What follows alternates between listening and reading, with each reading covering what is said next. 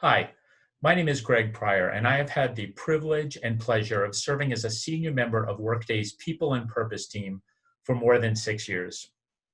First and foremost, I hope that you, your family, and friends are well. And I want to thank our good friends at Grant Thornton for their leadership and for giving us the opportunity to join others in sharing some perspectives on leading during a crisis.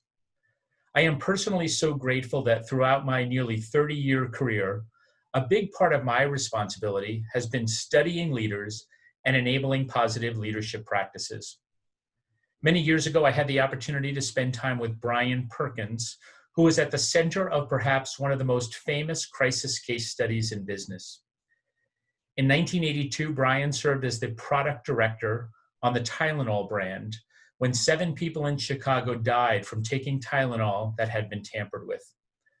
Brian shared a story where immediately following the early reported deaths, he was meeting with James Burke, J&J's chairman, and other members of the senior leadership team.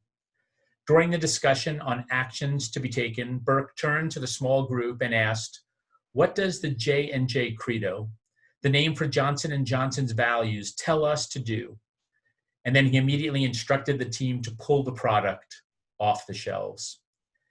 In what would become the most popular crisis management case study, during this unprecedented event where there were no policies or processes to follow, they applied their values, the company's principles to guide decisions, a decision that would build brand goodwill for decades at J&J.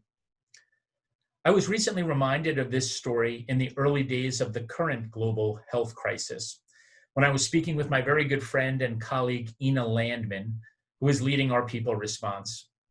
As one of the first companies to make a bold move to safeguard our employees, I asked Ina where she got the crystal ball to call this one so right and so early.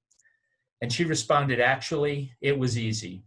We simply followed our Workday values." At Workday, employees are our first value. We have always operated with a first principle that happy, and in this case, safe and well employees lead to happy customers. Living our employee value has guided us to regularly check on the sentiment and well-being of our workmates, and then quickly respond to how we can support them so that they can support our customers, who have millions of employees on the front line in hospitals and healthcare companies, in the world's leading pharmaceutical companies working on vaccines, and companies keeping the consumer supply chain moving around the world, just to name a few. My personal experience has been that, especially in unprecedented times, where there are simply no playbooks or processes, that leaning into and leading from your principles is essential to leading in a crisis.